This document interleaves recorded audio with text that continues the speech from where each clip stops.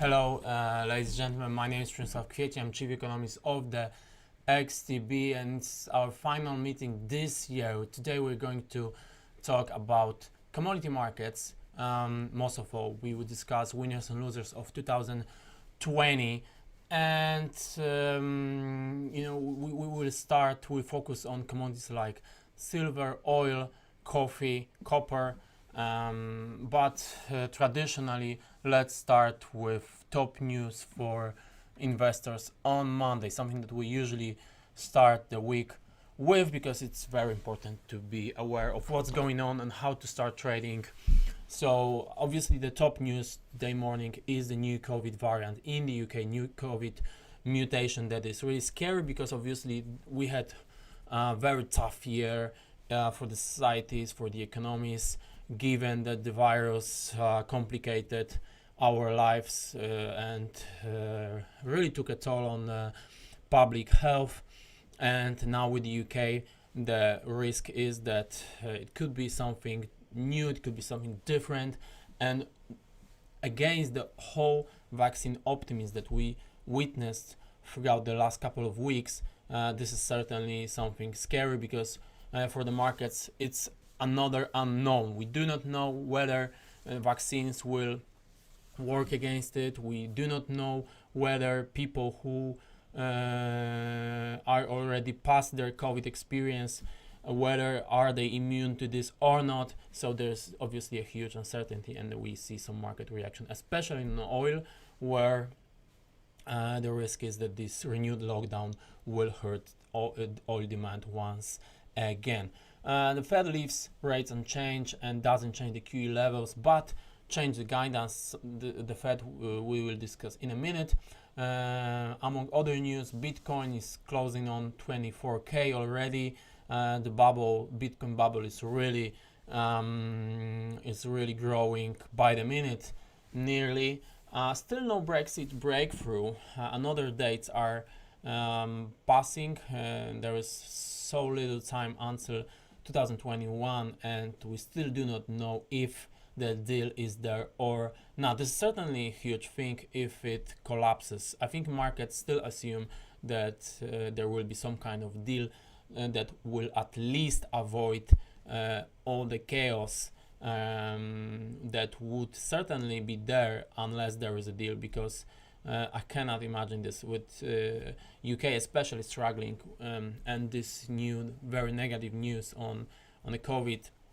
Now, if you add to this another layer of restrictions from lack of a deal, that would certainly be very harmful for the European economy and for the UK economy especially. So this is something that we need to watch. Meanwhile, we have a deal in the US Congress too agreed on 900 billion US dollar aid package. It could look benign compared to what we had in the spring, which was 2.3 trillion US dollars. However,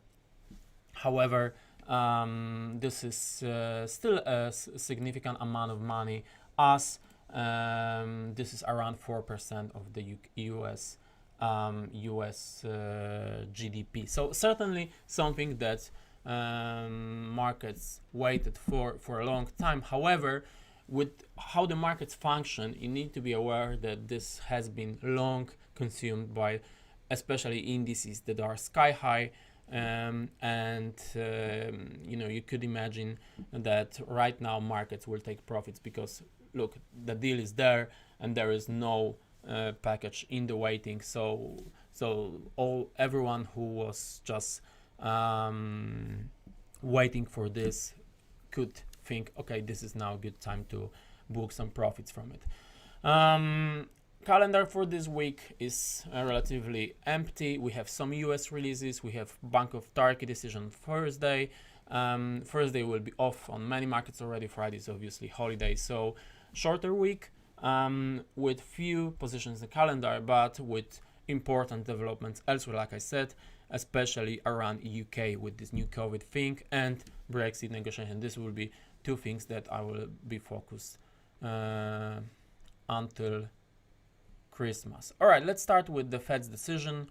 No surprise, In last week, in a preview of the Fed, I said that look, they will need to bolster the forecast, which we can see here, but at the same time, they will do everything they can to pressure markets not to think this leads to tighter monetary policy, and that's exactly what they did. As you can see, they improve especially the GDP forecast for this year, for next 2 years. They see the GDP growing faster, not by much, but still. And inflation, while inflation, they see it higher again, especially next year and 2022, you could see that this is a very minor difference. And most of all, inflation paths for both PC and core PC, it's below 2%. They assume in no year inflation will be above the 2%. And since they argue that look, we want to keep pedal to the metal, not only until inflation is at 2%, but even for some time after it goes above 2%, then you can see why a vast majority of FOMC members assumes no interest rate hikes for another 3 years. So the statement from the Fed is pretty obvious. Look, the monetary policy will be extremely aggressive, and this obviously has Wall Street happy, but we'll see for how long. Because obviously, if you look at this table here, you should already be aware what the biggest risk is. It's not lower growth, because if growth declines, that's obviously negative, but you could always think maybe there will be another stimulus package, maybe there will be even more QE. But if inflation is above 2%, and if there is a risk of unwanted monetary tightening, I think from this point where we are, any tightening will be unwanted. But anyway, if there is monetary tightening on the horizon, this could be really scary. It's certainly not anything imminent, but this is certainly something to look at next year. Whether higher demand related to reopenings with the packages and so on and so forth, related to higher commodity prices, whether this leads to acceleration in inflation, because if it does, this is the biggest risk for the next years. Okay, let's move on to the topic of the week, which is commodities in 2020, the year's ending. So let's take a look at winners and losers. So here we see this chart, which shows that even though that was a pandemic year for the commodities as a whole, it was relatively successful year. We have certainly more green than red bars here, and some commodities registered really impressive returns, especially lumber, iron ore. Here you can see returns close to 100%. However, these commodities are relatively minor, and if you look at major commodities, we have silver as a clear winner of this year. Why did that happen? Well, the answer is simple: ETFs.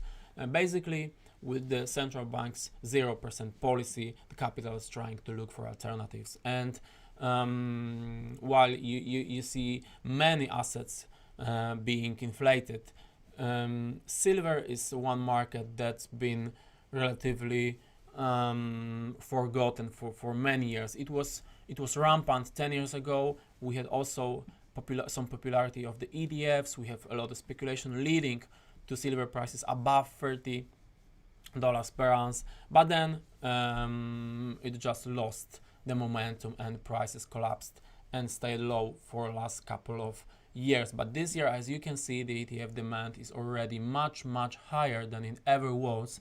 As I said, capital looks for alternatives to just storing money, as it becomes increasingly difficult, and banks are increasingly charging for even the possibility to store money with them. So like I said, the capital is looking for alternatives, and silver is looking to be one of the alternatives. Obviously, the gold is the major market. The gold is something that always absorbs more capital than other precious metals, but as you know, gold prices are were already trading at record highs this year, whereas silver is still below those records from 10 years ago. So huge inflows this year. Next year we will see, but from my point of view, for as long as markets are not scared by inflation prospects, precious metals can continue to do well. So as you can see, unfortunately, nearly every major asset rides on this same thing, which is extravagant, aggressive monetary policy. Because if there is unwind, we will have unwind everywhere, from equities, bonds, to commodities like silver or gold. But so far so good. Silver has done very well and is gaining again today. Copper, another commodity that's been doing surprisingly well for some, as you could perhaps wonder, with real economy still trying to recover from the pandemic slump. Why is copper accelerating so much? Well, the answer is there are a couple of factors. First of all, obviously there is this rush to choose any market that could do well in the 0% rates environment, but also a pandemic had no really very negative impact on demand, as China, the major source of copper demand, has been doing relatively well, whereas it had some negative effect on supply, as it made complicated things for producers given the restrictions. So lower supply, high demand, obviously this leads to higher prices, and that's exactly what's being the case for copper. So obviously the market's already quite hot, and you should be careful. Even though Goldman says there is still nearly 2K of upside, you should always be careful after such a long ride that at least some correction could look justified here. Okay, let's move on to the losers, and coffee is certainly not the market that's been performing very well this year, especially given very high returns elsewhere. So coffee is very popular among investors, but it had tough year. There were expectations that even though the demand would be lower, given all the lockdowns, restrictions, especially on the restaurant sector, that this will be compensated with lower supply, because the pandemic restrictions will also complicate things for the growers, and especially with pandemic being so intense in Brazil and in other Latin countries, there were fears that that could lead to lower supply and could have some positive impact on prices, but that did not materialize as production was quite high, and as you can see, this led to higher inventories, and stocks to use ratio is at the highest in 5 years. So that's obviously not very positive for prices. And looking forward, it could face another tough year next year, because output seems to again be doing well. So unless we'll see further substantial weakening of the US dollar, that could lead to higher Brazilian real rate, that could help US dollar coffee prices. Coffee not necessarily looks like a commodity to see a massive rebound next year. And finally, oil. Among the losers of 2020, however, it's a tale of two periods. One until April, when I guess some of you remember oil trading below zero on some futures actually. And since then, oil has been doing very, very well, because there were first of all, there is broad market optimism, but there are also expectations of normalization. If you look at this chart, you can see that there is expectations of very significant improvement in consumption of oil. It will still be below, according to this forecast, it will still be below levels from 2019 or even 2018, but it will already see a very significant improvement from last year. However, if you look at the market, you'll notice that oil has been doing very, very well as of late, and even looking at the past week, you can see 5 daily positive candles. So even though there was no direct news supporting these gains, so obviously there was a lot of narrative on the market that everything will be rosy from here, and you can see that just one news like that we had over the week in the UK already spoil the sentiment, and oil is certainly fragile, as other markets are, to the deterioration of news flow that could disturb the vaccine optimism that markets so happily enjoyed over past couple of weeks. So even though oil could do well from the fundamental perspective next year, as there will be, I hope there will be some reopening and there will be some normalization, bear in mind that's already priced in to a significant extent. So ladies and gentlemen, that's it from my side on today. We will see next year.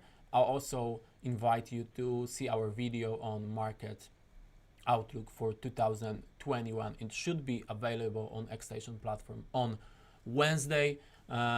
Keep coming back, because we'll also share all the information on the market development in the news section with you. Happy Christmas and Happy New Year to you. See you next year. Bye.